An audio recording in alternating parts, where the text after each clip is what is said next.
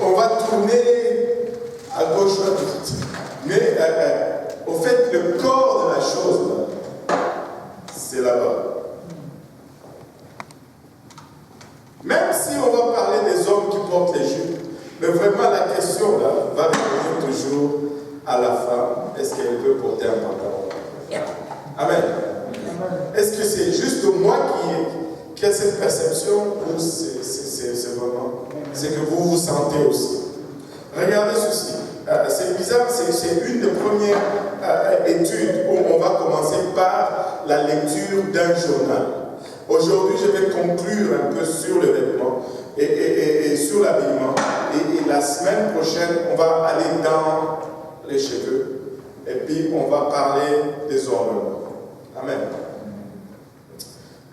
Mais notre étude d'aujourd'hui va commencer par la lecture d'un article qui a été publié en 2013, au mois de janvier. Et ça a été revu le 7 février 2013. Voilà. Je n'ai pas j'ai oublié de noter le titre du journal, mais l'article se lit ceci. Je vous ai déjà partagé cet article. L'article se lit comme suit. Le titre plutôt de l'article, c'est Loi abrogée du port du pantalon pour les Parisiennes ou l'histoire du pantalon féminin. Mise à jour le 7 février 2013 à 12h06 et 6 secondes par Sarah A. Je ne sais pas si c'est Sarah A. Et l'article commence comme ceci. C'est officiel. Depuis le 31 janvier 2013, je n'ai pas dit le 31 janvier 1813. J'ai dit le 31 janvier 2013. Les Parisiennes peuvent porter librement le pantalon. Waouh! Une loi encore existante, il y a quelques jours, remettait en cause le port d'une des pièces phares de notre dressing. Tu sais, comme en France, on aime utiliser l'anglicisme, mais ici au Québec, on passe des lois contre l'anglicisme. En France, on va faire du shopping. Ici, on va faire le magasinage. En France, on fait des stops, mais ici, on fait des arrêts. En France, on cherche un parking. Je cherche un parking. Mais ici, on cherche un stationnement. Mais en France, c'est du dressing. Mais ici, c'est l'habillement. Alléluia. Aïe, aïe, aïe. Retour sur son histoire. La nouvelle a fait la joie, mais aussi l'étonnement de toutes les femmes de France. Jeudi 31 janvier 2013 était votée la suppression officielle d'une loi interdisant les Parisiennes de porter le pantalon. Une affaire incroyable, car on sait que le pantalon est l'un des vêtements les plus portés par les femmes aujourd'hui. Le ministère du droit des femmes a en effet abrogé cette loi insolite datant du XVIIIe siècle qui interdisait formellement à une femme le port du pantalon. Pour mieux comprendre cette règle, il nous faut remonter au temps de la Révolution française qui voyait dans le pantalon un symbole purement masculin et dans le fait, pour une femme de porter le pantalon, un véritable affront. À un moment donné, le monde le voyait comme Dieu le voyait aussi. Cette loi peut nous sembler absurde, mais le code vestimentaire au temps de la Révolution était bien plus strict et sectaire qu'aujourd'hui. Le pantalon était réservé aux hommes, au même titre que le port de la culotte devenu un vêtement typiquement féminin. Les mœurs anciennes peuvent nous dépasser aujourd'hui, où notre société a mis l'homme et la femme sur un pied d'égalité dès 1946. Mais étant tout à fait courante, au XVIIIe siècle, chaque vêtement avait sa fonction et le pantalon ne devait à aucun cas être associé aux femmes dont le port de la robe était obligatoire. c'est à Paris, 2013. Une femme qui portait un vêtement d'homme, comme le pantalon. Une femme qui portait un vêtement d'homme, comme le pantalon, était synonyme de travestissement et était punie par la loi et passible de l'emprisonnement. Cette loi de 1800 a connu deux évolutions en 1892 1909 qui stipulait que seules les femmes tenant un guidon de bicyclette ou les rênes d'un cheval étaient autorisées à porter le pantalon.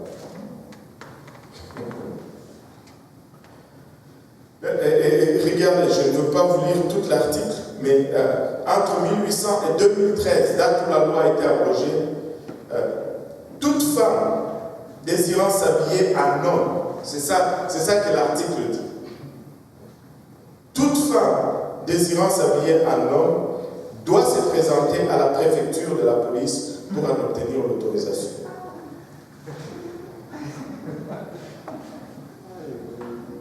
Tu sais, le manque d'honnêteté, l'ambiguïté dans ça, en même temps il dit que bah, c'est correct, c'est un vêtement de femme, mais en même temps il admet que c'est purement un vêtement d'homme.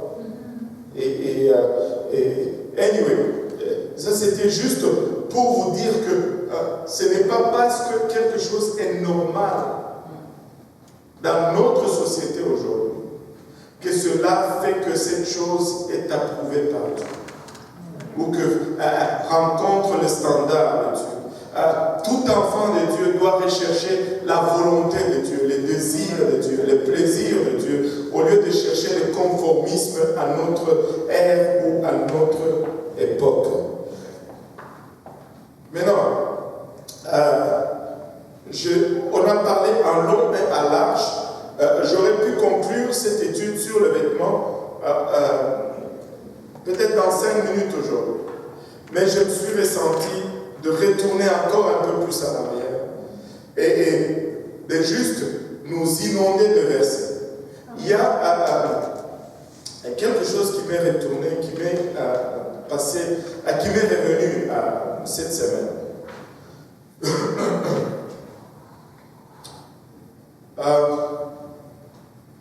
Tu sais, nous devons faire très attention que notre désir primaire soit réellement de plaire à Dieu et non juste de plaire aux hommes ou de se conformer à un groupe afin d'être accepté ou de participer à telle ou telle activité. Tu sais, moi, ça ne me dérange pas. Et si tu as ta conviction, ben, tu peux appeler ça comme ça. Je partage l'enseignement de Dieu, mais la responsabilité de la mettre en pratique te revient en fait. Amen. Et tu sais, il y a un temps,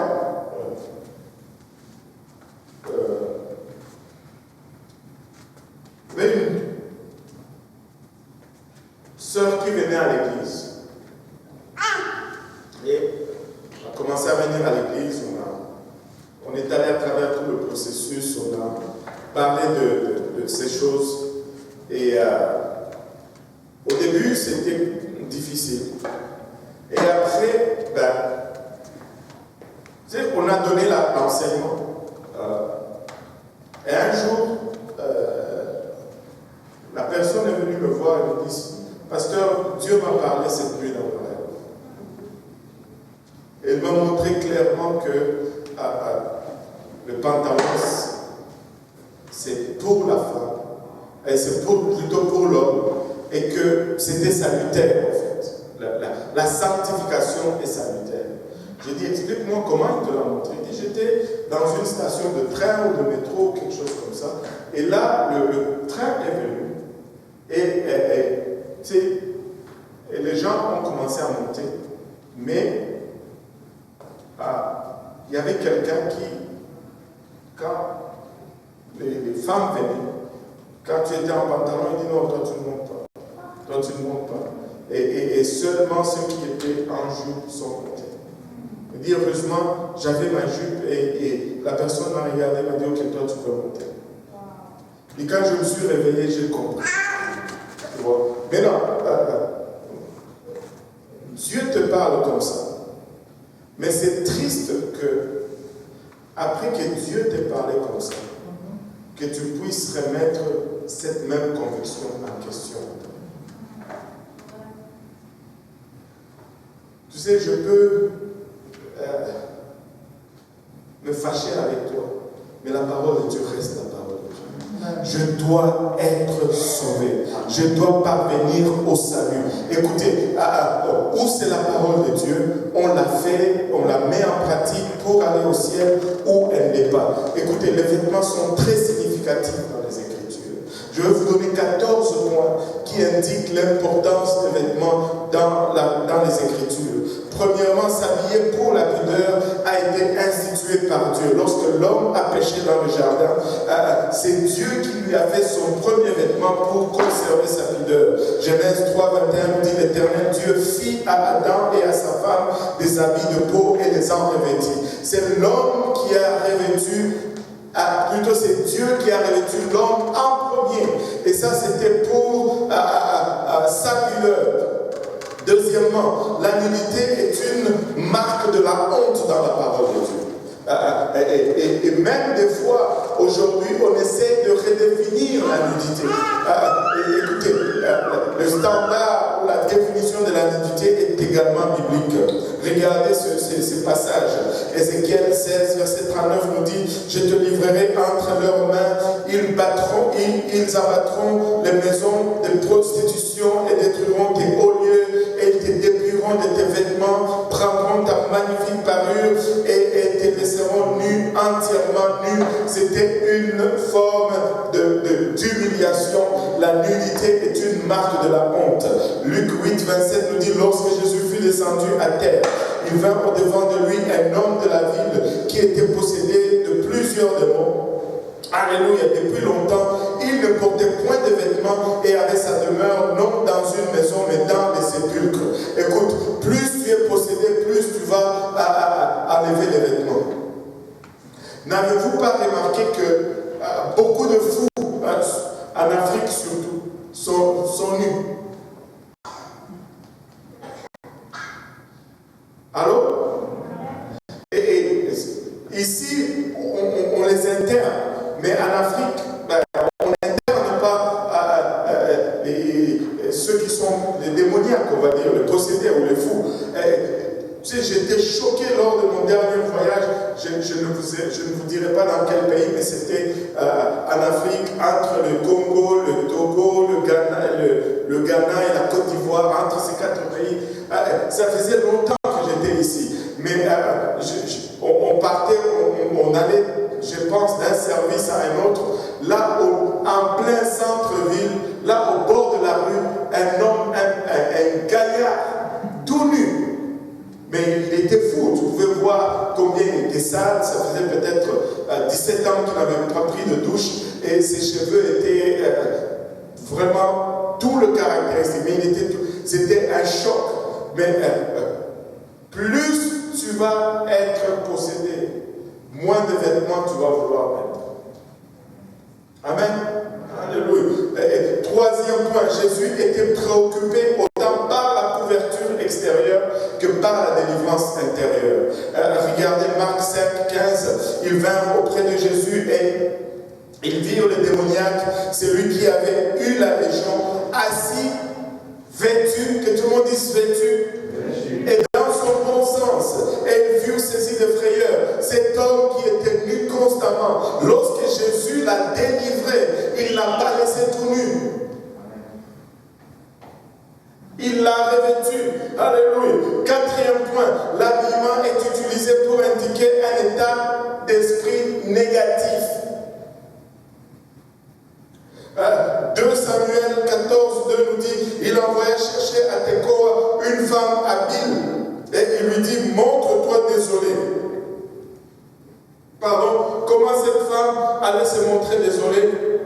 Et regardez ce qui suit. Et revêt des habits de deuil, nettoie point d'huile, et sois comme une femme qui depuis longtemps pleure un mort. habits de deuil. Il y a une façon de s'habiller quand tu es en deuil. Waouh!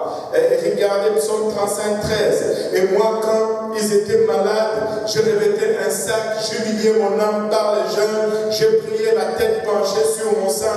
L'habillement va être indicatif d'un état d'esprit. Alléluia. Et vous savez, même dans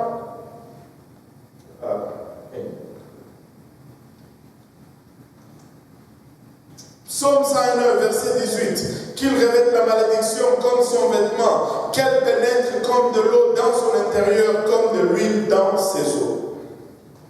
Et il y a beaucoup d'autres versets, je peux vous le donner, à Psaume 109, verset 29, Ézéchiel 7, verset 27, et il y a plusieurs versets qui nous indiquent qu'un habillement est toujours indicatif d'un état d'esprit négatif. Et regardez, cinquième point, le port de vêtements appropriés est recommandé par Dieu. Nous avons vu ces deux versets, 1 Timothée 2,9 et 1 Pierre 3,3. 1 Timothée 2,9 nous dit, je veux aussi que les femmes, vêtues d'une manière décente, que tout le monde dise décente, avec pudeur et modestie, que tout le monde dise modestie. Alléluia, ne sépare ni de tresse, ni d'or, ni de perles, ni d'habits somptueux. 1 Pierre 3,3 nous dit, ayez non cette parure extérieure qui consiste dans les cheveux tressés, les ornements d'or, ou les habits qu'on revêt. Là, le port des vêtements appropriés est recommandé par Dieu dans sa parole. Sixième point, le vêtement inapproprié déplaise grandement. Que tout le monde dise grandement. Déplaise grandement au Seigneur. Quand nous habillons mal, le Seigneur n'est pas du tout content. Regardez Sophonie. Waouh! Qui c'est Sophonie? Regardez Sophonie 1, verset 8. Au jour du sacrifice de l'Éternel, je châtierai les princes et les fils du roi et tous ceux qui portent des vêtements étrangers. Le vêtement étranger ici, cela ne veut pas dire les habits made in China. Non. Alors, c'est-à-dire des vêtements contraires à l'indicatif de ce que Dieu a prescrit à son peuple. Deutéronome 22,5, regardez ceci. Une femme ne portera point un habillement d'homme, un homme ne mettra point de vêtements de femme. Nous avons déjà lu ce verset. Car quiconque fait ces choses est en abomination à l'Éternel ton Dieu. Et il y a plein d'abominations dans la parole de Dieu. Il y a des choses qui étaient abominations à Israël, il y a des choses qui étaient des abominations pour les Égyptiens, mais ça c'est une abomination à Dieu. Et vu que Dieu ne change pas, une abomination à Dieu hier restera une abomination à Dieu aujourd'hui, et ça sera une abomination à Dieu demain. Amen. Et le septième point, ceux qui étaient mal vêtus se voyaient interdire de paraître en présence du roi. Oh. Esther 4, verset 2 nous dit, et se rendit jusqu'à la porte du roi dont l'entrée était interdite par un de Mardoché à toute personne revêtue d'un sac. Mardoché était revêtu pour le temps de jeûne, il ne pouvait pas paraître devant le roi. Huitième point, les habits ou un changement d'accoutrement était requis pour être en présence royale ou en présence de Dieu.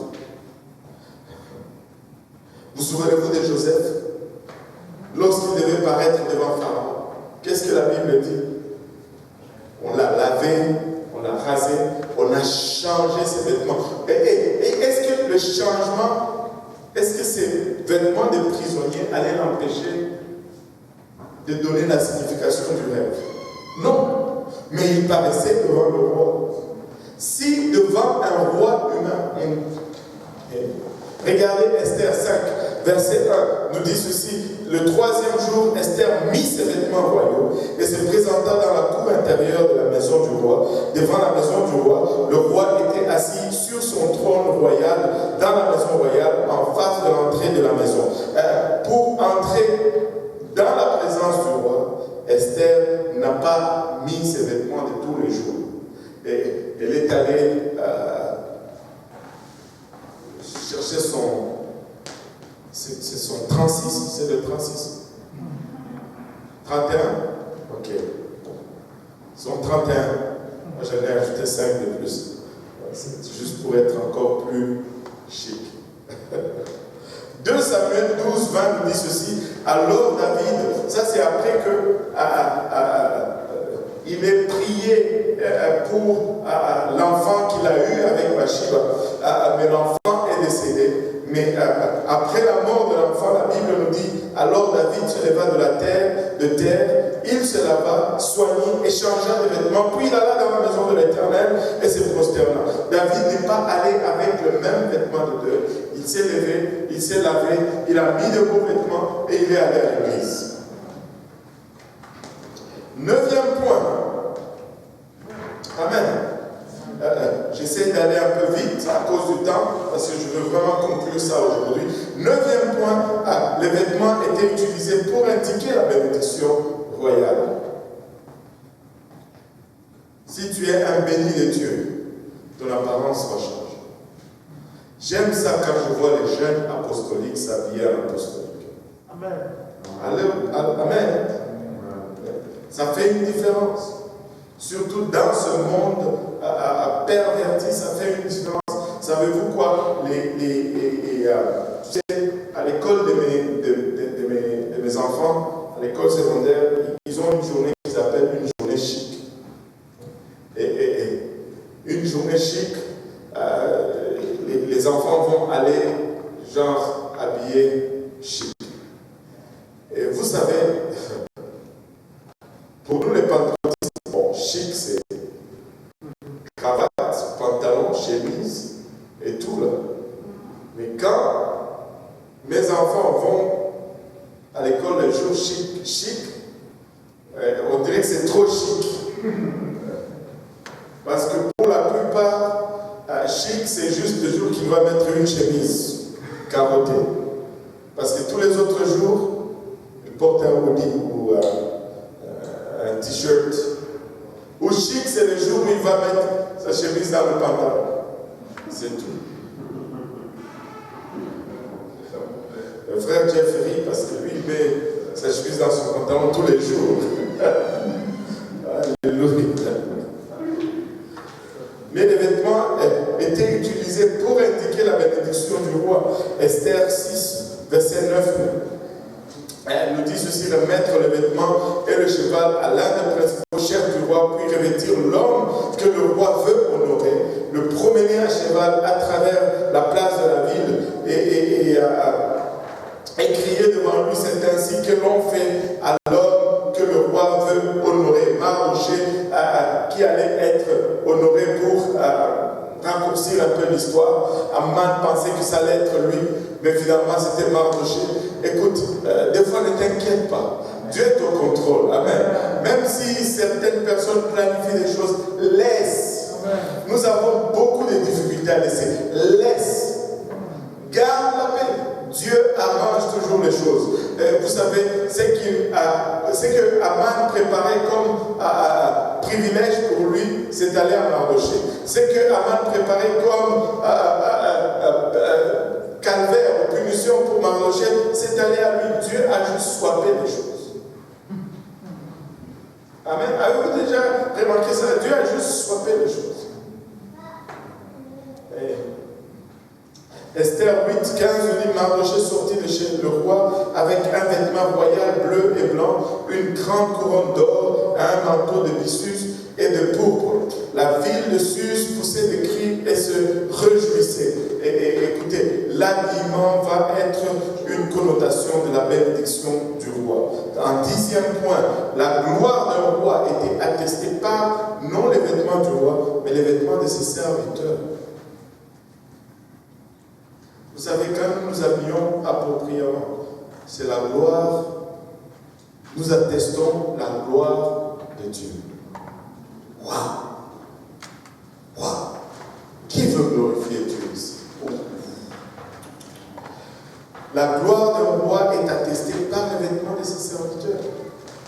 Nous sommes les serviteurs du roi. 2 Chroniques 9, 3, 5 nous dit, la reine de Saba vit la sagesse de Salomon et la maison qu'il avait bâtie, et le mets de sa table, et la demeure de ses serviteurs, et les fonctions et les vêtements de ceux qui le servaient, et ses échassons et leurs vêtements, et les degrés par lesquels on montait à la maison de l'Éternel. Or, elle-même, elle dit au roi, c'était donc vrai ce que j'ai appris dans mon pays au sujet de ta position et de ta sagesse.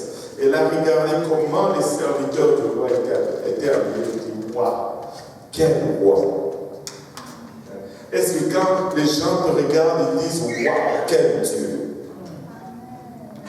Wow. 11e point, les vêtements sont indicatifs de la pureté personnelle. 2 Samuel 13, 18 nous dit, elle avait une tunique de plusieurs couleurs car c'était le vêtement que portaient les filles du roi aussi longtemps qu'elles étaient vierges. Waouh!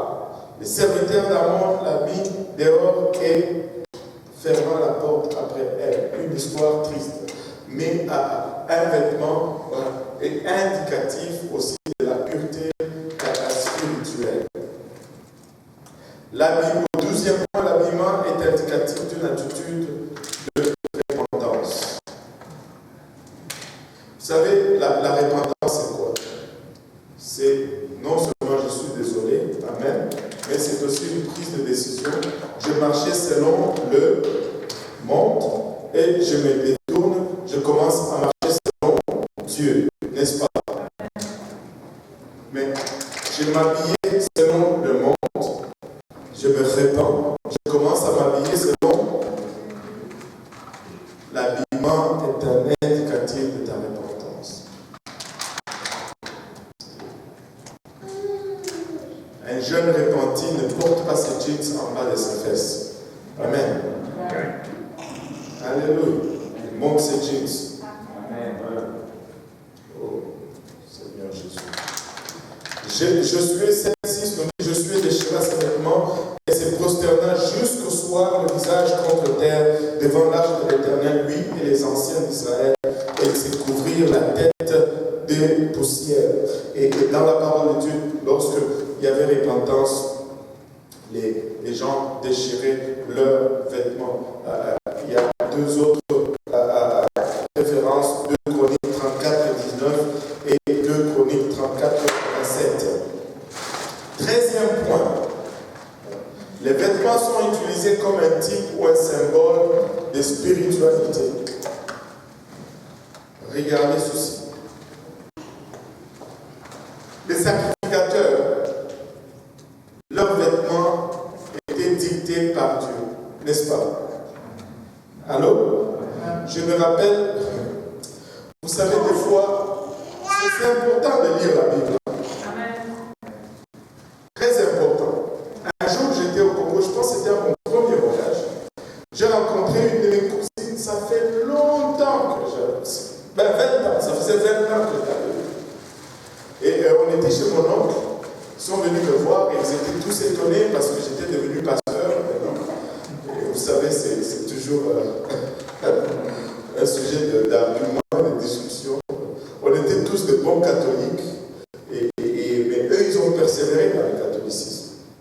Et là, bien sûr, l'inévitable devait arriver, n'est-ce pas? On a commencé à parler sur la parole de Dieu et tout. Et cette cousine me dit, mais vous les pentecôtistes, vous mettez tout en question.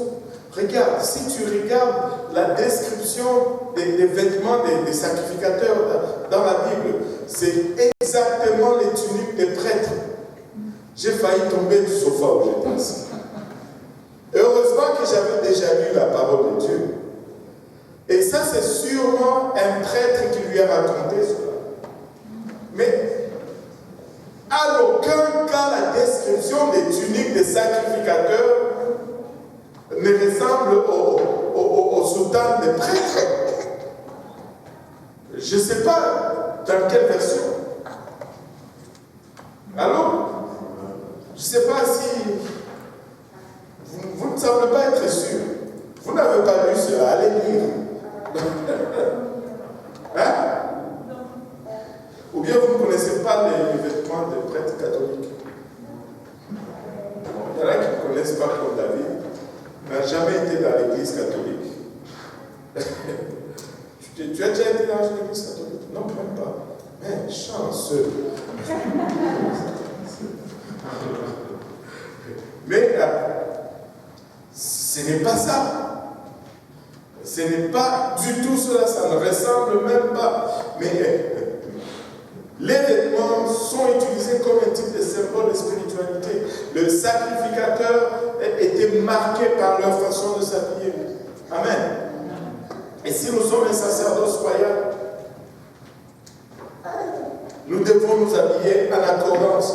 Psaume 132, verset 16, nous dit « Je revêtais de salut ces sacrificateurs, et ces fidèles pousseront des cris de joie. » Psaume 132, le même psaume, le verset 18 nous dit « Je revêtirai de honte ses ennemis, et sur lui brillera sa couronne. » Et deux cas, deux différents, mais deux situations différentes, mais tous se réfèrent à l'habillement pour décrire un symbole spirituel ou de la spiritualité. Zacharie 3, verset 4 nous dit, l'ange prenant la parole dit à ceux qui étaient devant lui, ôtez-lui les vêtements sales. Puis il dit à Josué, vois, je t'enlèverai ton iniquité et je te revêt d'habits de fête. Le vêtement est un type de la spiritualité. Il y a beaucoup d'autres versets, je peux vous les donner comme ça, vous allez prendre les références, Proverbe 31, 25,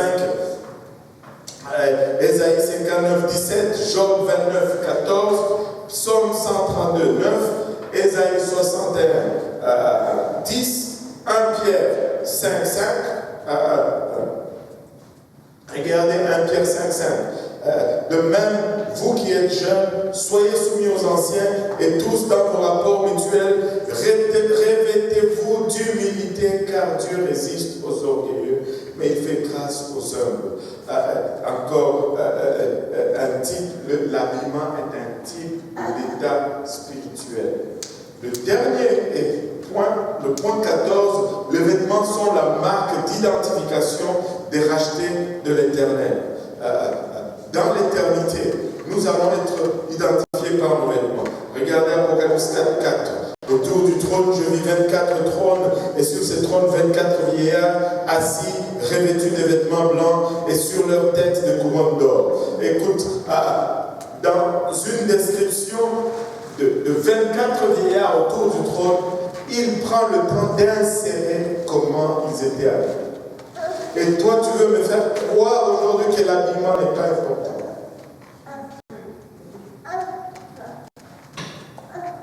Pourquoi Dieu prendrait le temps de nous dire comment les 24 vieillards étaient habillés autour du trône? Si ce n'est pas, ça ne compte pas pour lui. Alléluia. C'est là même je ne l'ai pas vu venir.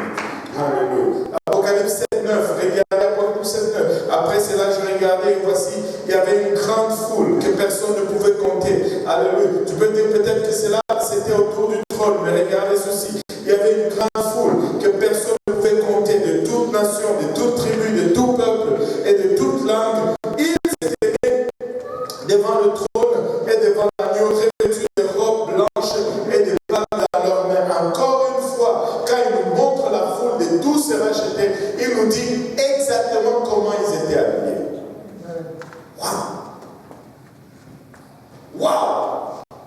Il prend le temps de nous dire comment ils étaient habillés. Apocalypse 19, verset 8.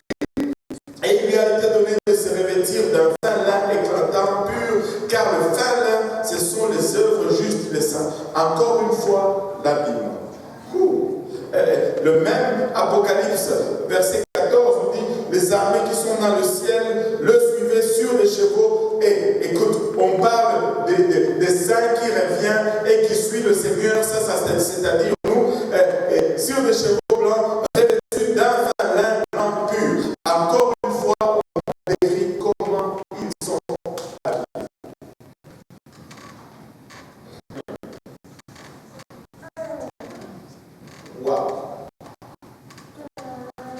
Dieu est intéressé dans notre habillement. Amen. Dieu est intéressé dans notre habillement. Ce n'est pas un fait du hasard. Regardons quelques points juste de considération finale pour mettre un terme, on va dire, temporaire sur l'habillement. Amen. Et c'est sans équivoque. Dieu est intéressé dans notre habillement. C'est sans équivoque. Notre habillement est très significatif. Et c'est sans équivoque que notre première motivation dans l'habillement doit être d'abord à se conformer au plaisir de Dieu et non au plaisir personnel. Amen. Et...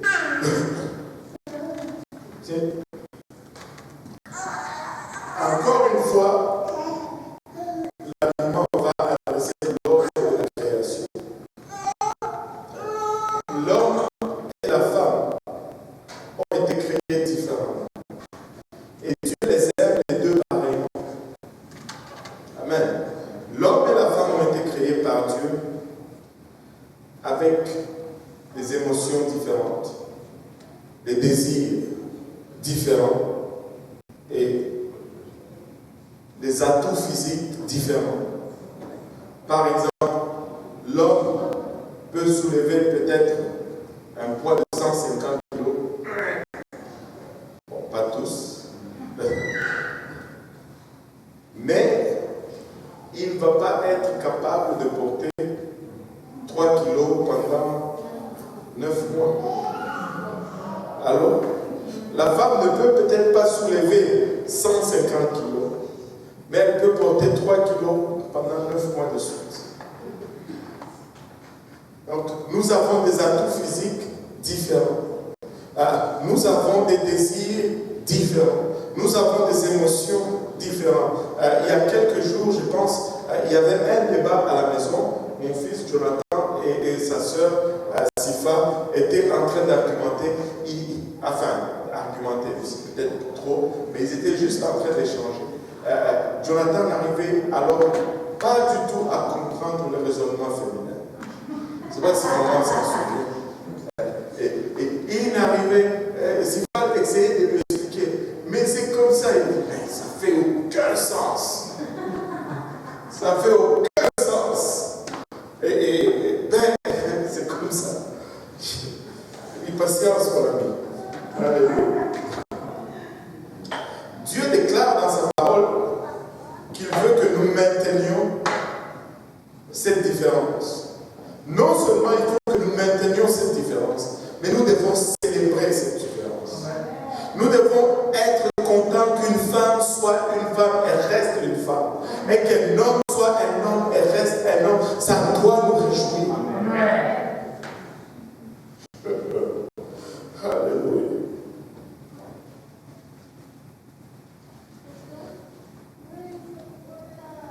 Vous savez,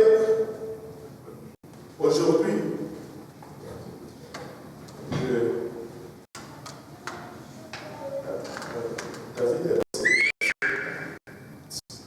il y a un temps, c'était un peu trop dans les nouvelles. Et c'était un peu trop dans les nouvelles. Il y avait l'équipe de football, le soccer là, des États-Unis qui avait gagné le championnat du monde, quelque chose comme ça. Et là, ils réclamaient qu'on leur paye les mêmes salaires que les hommes. Et il y a eu un débat autour de ça. Et là, qu'est-ce qui s'est passé? Je ne sais pas si c'était... Ils ont organisé un match de football entre l'équipe américaine, des femmes professionnelles, avec l'équipe de moins de 19 ans, je ne sais pas, des hommes. Mais cette équipe de moins de 19 ans a planté l'équipe de femmes, je ne sais pas combien, je ne me rappelle plus le score. David doit se rappeler le score sûrement, mais il est quelque part là-bas.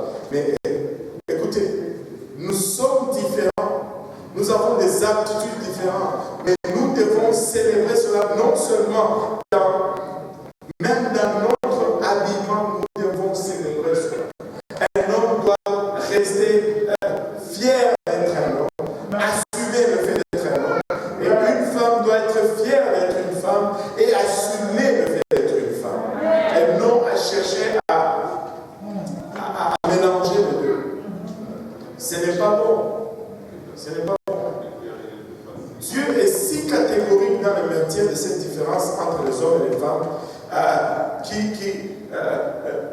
qu'il appelle, c'est quand on essaye de confondre ces deux images, il appelle cela une abomination. Nous l'avons vu dans Deutéronome 22:5. C'est une abomination. Écoutez, il y a péché,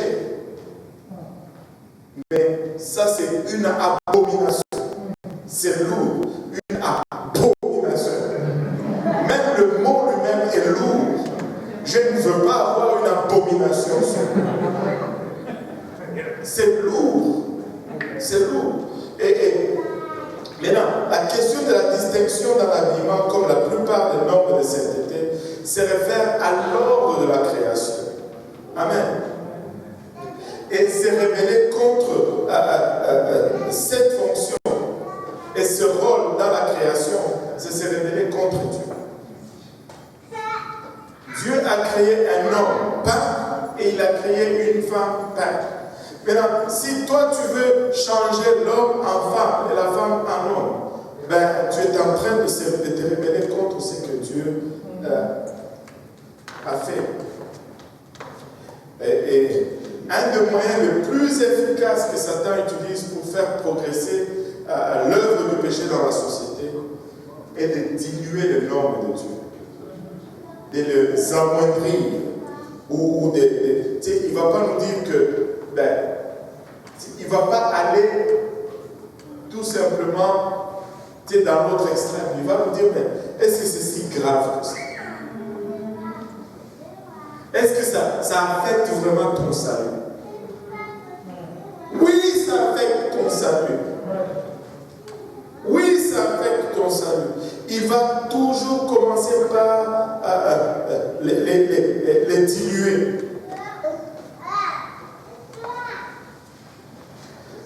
Tu sais,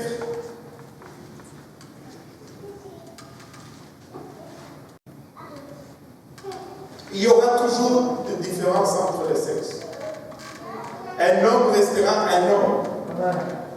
Et une femme restera toujours une femme. Peu importe ce qu'on essaye de faire par la suite, peu importe les hormones qu'on peut te bombarder, un homme restera toujours un homme et une femme restera toujours une femme. Regardez, aujourd'hui, ils sont en train de se plaindre dans les compétitions d'athlétisme, même si on les bombarde d'hormones et que ce sont littéralement des hommes avec des longs cheveux et un mini-jupe. Quand ils se mettent à courir, ils courent plus vite que les femmes. Alors, parce qu'ils sont bâtis ainsi. Il y a même des gens qui essaient de faire changer cela. Ceux-là même qui défendaient les droits des transgenres, ils sont en train de dire, mais non, là, c'est pas juste. C'est pas juste, parce que ce sont des hommes qui ne gagnent pas dans leur compétition. Maintenant, ils se transforment en femmes et ils viennent essayer de gagner dans les compétitions des femmes. Quelle honte!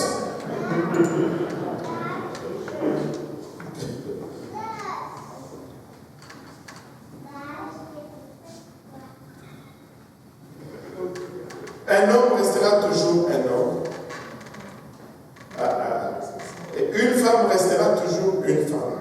Mais ce qui est triste aujourd'hui, c'est que l'accent n'est plus sur la beauté féminine ou sur la virilité masculine. Non. Mais l'accent est seulement mis sur la différence des parties du corps. Je ne sais pas. Des fois, je n'arrive même pas à les décrire. Regardez.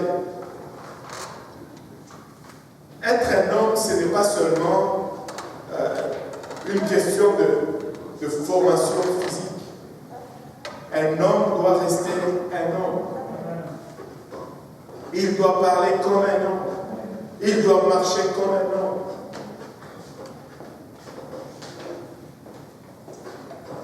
Un homme doit rester un homme.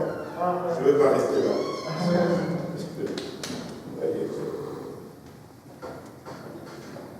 Si on s'attarde seulement sur les différences physiques du corps, ça peut nous conduire au péché, à la luxure, à la dégradation et de la féminité et de la masculinité ou de la virilité. Et c'est plus que juste le corps physique. Et vous savez, ils ont commencé par introduire ce qu'ils appelaient comme étant le mode unisexe. C'est-à-dire, c'est bon pour l'homme et c'est bon pour la femme. On ne fait pas de différence. Ils disent même aujourd'hui qu'il y a des parfums unisexes. Un parfum unisexe. Je ne sais pas. Laissez-moi vous dire, le rôle de l'homme et le rôle de la femme sont bien différents et ils ne sont pas interchangeables. Le but de cette pensée unisexe, c'est de nous amener justement à interchanger le rôle de l'homme et de la femme. On est parti de l'homme et la femme à unisexe et de unisexe à transgenre. Aujourd'hui, on nous dit littéralement, non seulement dans l'habillement, mais tu peux être aussi un homme, mais dans le corps d'une femme, ou vice-versa.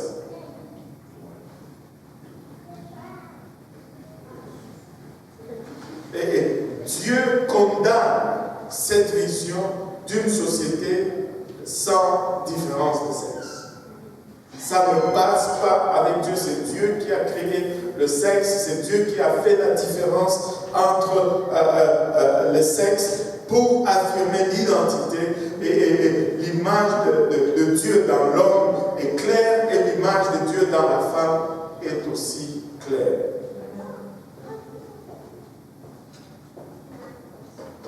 Bon, maintenant, en général, les femmes ne regardent pas les hommes comme les hommes les regardent. Et les hommes, justement, ne regardent pas les femmes comme les femmes les regardent. C'était même le sujet de l'échange à la maison. Un homme regarde une femme différemment que la femme regarde l'homme. Allô? Et quand ce concept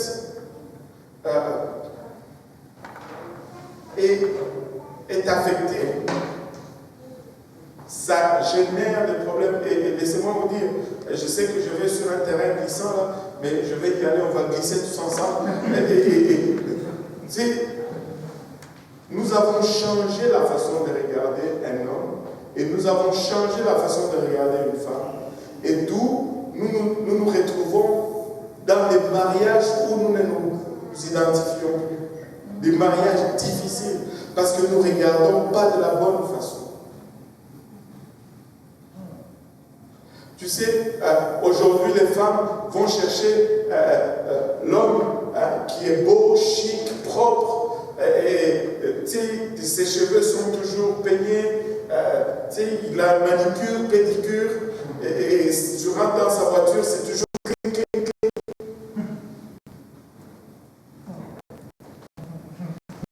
C'est pas bon.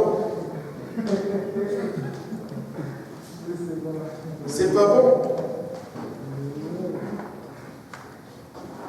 Tu vas avoir des problèmes avec ça. Je te dis. Je ne dis pas que l'homme doit être sale, mais un homme doit rester un homme. Des fois, il doit sentir la sueur. Ça doit travailler pour l'amour de la famille. Il faut qu'il sache faire entrer une vis. Il faut qu'il sache tenir un marteau.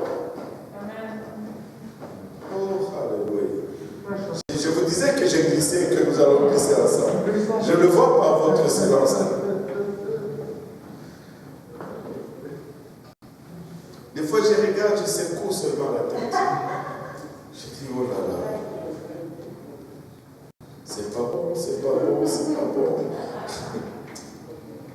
Tu sais, les hommes vont être là, mais c'est tellement que, anyway, si on regarde de l'autre côté, les hommes aussi,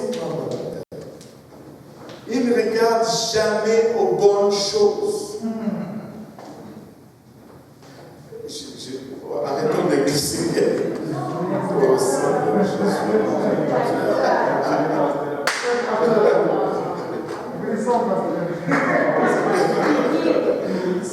Mais c'est dommage. Parce que, tu sais, les vraies femmes qui tiennent les maisons, qui tiennent les familles, l'homme aveugle, il faut littéralement les gifler pour dire, mais toi, tu ne vois pas la personne là. La seule chose qui m'empêche de dire ou de parler, c'est parce que je veux. Tu vas choisir ta femme et tu vas l'endurer. Je ne veux pas qu'après tu dises, oh, c'est pasteur qui m'avait dit. Mais des fois, tu as juste envie de. Mais tu n'as pas vu. En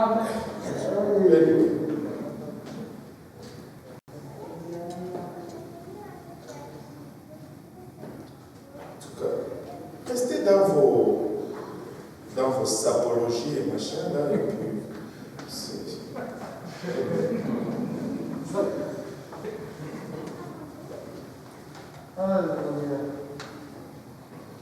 parce que nous nous regardons différemment. Les femmes chrétiennes peuvent penser que la pudeur ou la modestie, ce n'est pas aussi important que ça. Parce que bon, pour elles, ce n'est pas un problème. Tu sais, tu vas souvent réaliser ce qui t'affecte. Mais comme ça, ce n'est pas un problème pour elle. Elle dit, mais c'est un problème des hommes, c'est eux qui sont pervers, ce n'est pas moi. Donc, ce n'est pas tellement important que je m'habille modestement. Non, ce n'est pas ça. C'est précisément pour cette raison qu'elle doit vraiment accorder l'attention à ce que l'Église enseigne là-dessus, sur la façon. Sinon, elles peuvent facilement se laisser emporter par les tendances habituelles. Aujourd'hui, là, laissez-moi vous dire ceci. Nos jupes doivent être plus longues. Alors, on ne doit pas vivre dans les limites. Parce qu'on a dit les genoux, tu vois déjà la moitié du genou.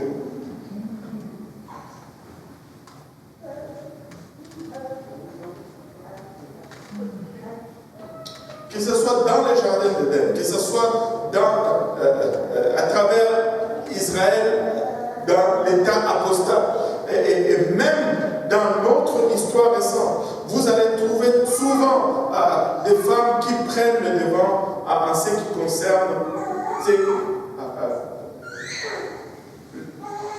la décadence d'une société, le péché ou ces choses-là.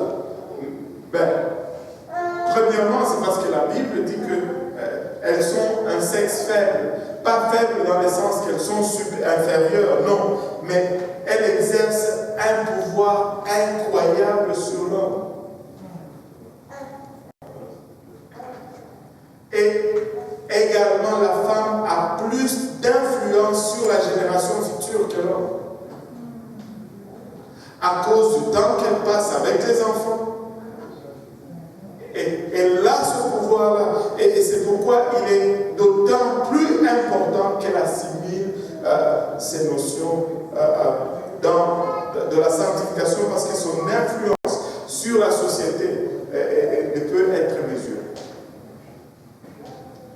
Dieu a toujours voulu que son peuple soit un peuple élu. Vous savez, quand on dit un peuple élu, qu'est-ce que ça veut dire? Cela ne veut pas dire qu'on a fait des élections et que nous avons eu plus de votes que d'autres.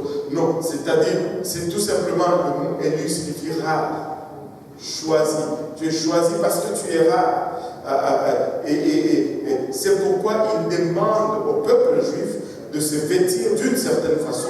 Et Dieu veut que nous soyons identifiables dans notre monde aujourd'hui parce que nous sommes un peuple élu et il nous demande également de nous habiller différemment.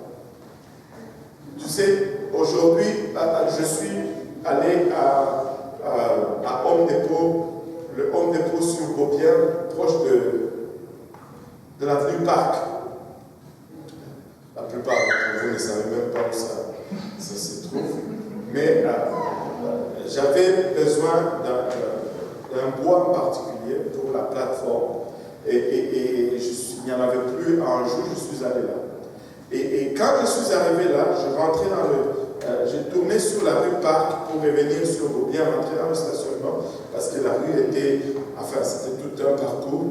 Et quand j'ai tourné là, il y a un bâtiment, je vois une dame qui avait une jupe noire qui arrivait mi-mollet. Elle avait un haut noir, un gros carreau blanc un peu doublé. Et elle marchait. Tu sais, quand tu conduis, tu fais. J'étais sûr que c'était une apostolique.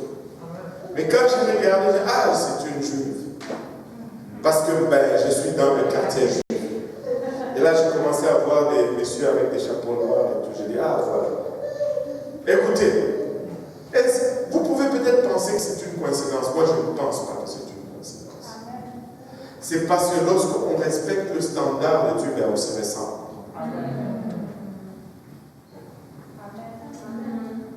Eux, ils respectent le standard de Dieu. Nous aussi, en respectant le standard de Dieu, vous savez comment nous ressemblons. Maintenant, parlons un peu de notre obéissance personnelle. Vous pourriez dire, je n'ai pas la conviction en ce qui concerne le port du pantalon, etc. Mais laissez-moi vous dire ceci. Manquer de conviction ne vous donne pas l'autorisation d'ignorer ou de vous rébeller contre la parole de Dieu. Oui.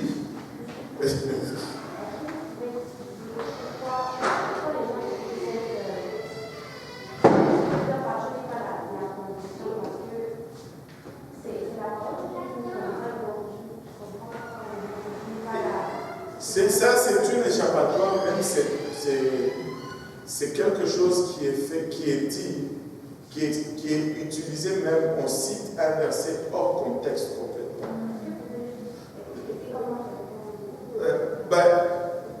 Si, techniquement, moi j'utilise des exemples simples. Tu sais, quand on dit je n'ai pas la conviction, on est en train de dire je n'ai pas vraiment compris la raison en arrière de tout ça. Et vu que je n'ai pas compris, je ne l'accepte pas. Je peux pointer à toute une multitude de choses qu'on fait, que ça on a compris ici, mais on le fait quand même. Tu sais, je n'ai jamais vu quelqu'un demeurer dans une maison complètement dans le noir parce qu'il ne comprend pas le principe de l'électricité. Même si on ne comprend pas l'électricité, on allume. Amen. On allume. Et on en jouit. Alors, regardez. On peut aller dans la Bible. Cet exemple qui est venu dernièrement dans un de mes enseignements, j'ai trouvé cela extraordinaire. Vous souvenez-vous de Naaman? Quand quelqu'un te répond, ça parle lui de Naaman. Tu te rappelles Naaman, le Syrien qui était lépreux? On lui a dit, va te tremper dans l'eau. Croyance, zip, même offensé, offusqué, il partait, sans conviction. Il est allé, il a fait. A-t-il reçu la guérison? Oui. Est-ce qu'il avait cru? On peut peut même pas argumenter là-dessus. C'est une fausse excuse.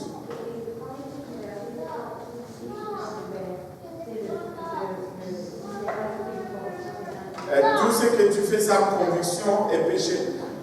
D'abord, demande à la personne de te montrer ce qui est écrit dans la Bible. Je ne dis pas que ce n'est pas écrit dans la Bible, parce que souvent on va juste sortir parce que tu veux retourner dans le contexte où ça a été.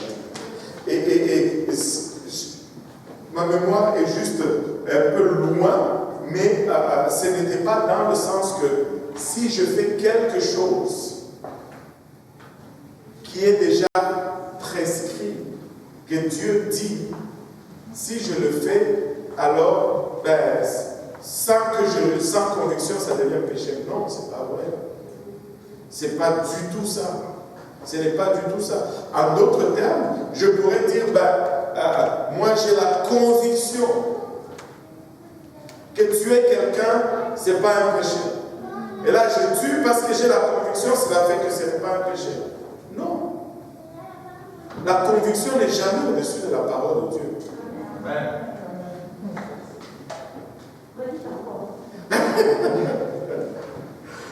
La conviction n'est jamais au-dessus de la parole de Dieu. Ce n'est pas parce que je suis convaincu que si je tuais quelqu'un aujourd'hui, que ce n'est pas un péché, que cela ne va pas être un péché.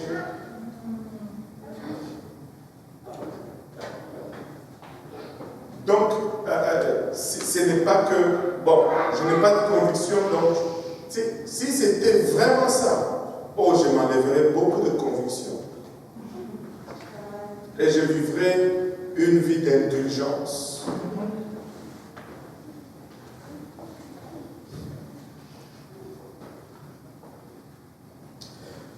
Maintenant, manquer de conviction ne nous donne pas la permission de vivre, de mener une vie de rébellion face à la parole de Dieu. Alors, la question qu'on doit se poser vraiment en ce qui concerne notre façon de vivre, qui est l'autorité finale? Mes sentiments, mes convictions ou bien la parole de Dieu? Si tu ne peux pas te fier tout sur tes sentiments, tu ne peux pas te fier sur tes convictions parce que les deux sont faillibles, parce qu'elles ont comme source un être faillible. Mais la parole de Dieu est établie. Oh, il est déjà 20h40. Je dois me dépêcher.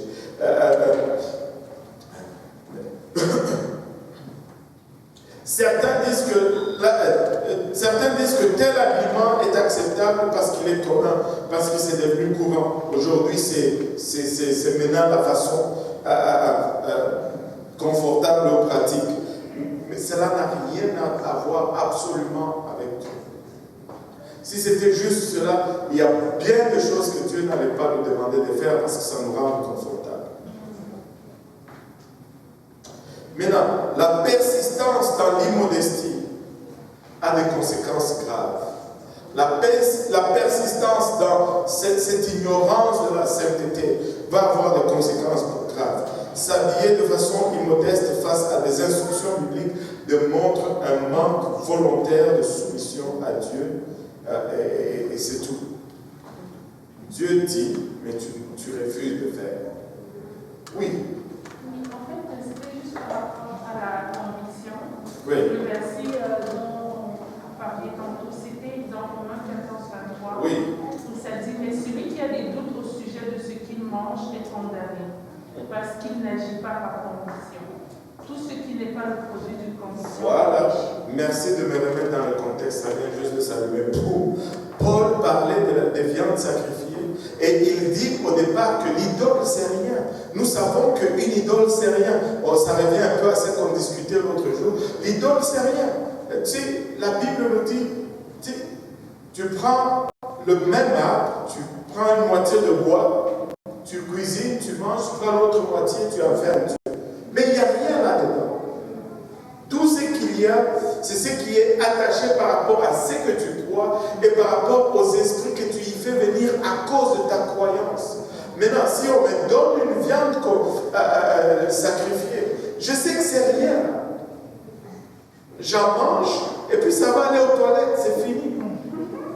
Il n'y a aucun esprit, je n'ai pas avalé un esprit, quoi que ce soit. Mais si moi-même je n'ai pas cette conviction que cette viande, je vais me faire avoir parce que mes pensées vont ouvrir une porte au spirituel. Et ça va venir me hanter. Et ça va être un problème pour moi par la suite. Des fois, il faut juste retourner dans le contexte. Paul n'était pas en train de dire si je n'ai pas la conviction que me faire baptiser enlève le péché, alors si je le fais, je suis pécheur. Non, c'est pas ça. C'est pas ça. Donc, rentrer juste dans le contexte nous permet de voir qu'est-ce qu'il voulait dire et nous permet juste de comprendre. Amen. L'attitude de plusieurs chrétiens aujourd'hui, c'est comment ou combien dois-je faire pour être sauvé? C'est pas bon.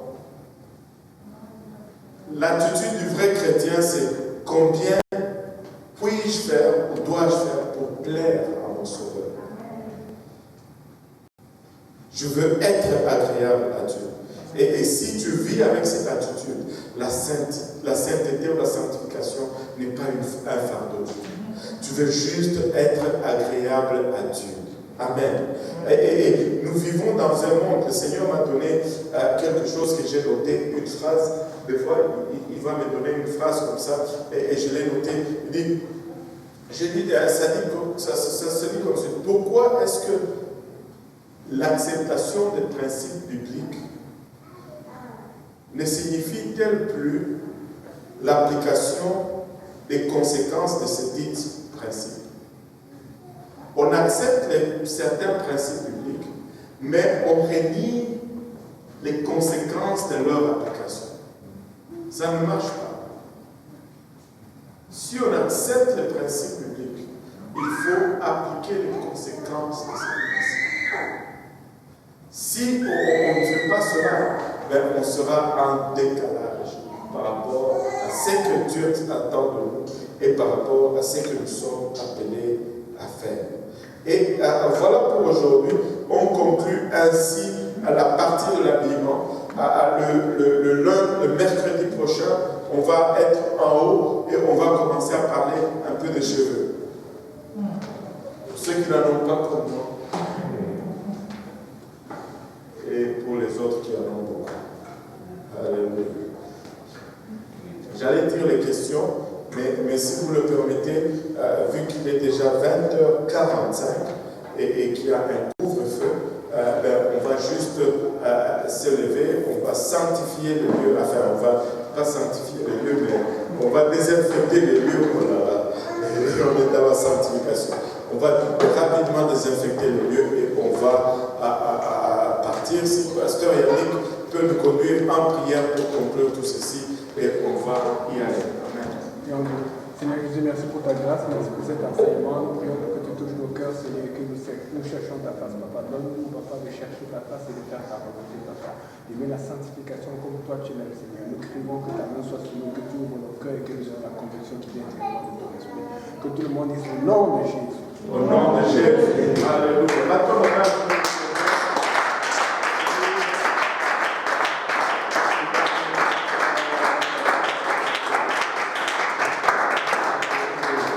nous avons le produit désinfectant en arrière, si on peut asperger nos chaises et autres, comme ça on pourra partir rapidement. Amen.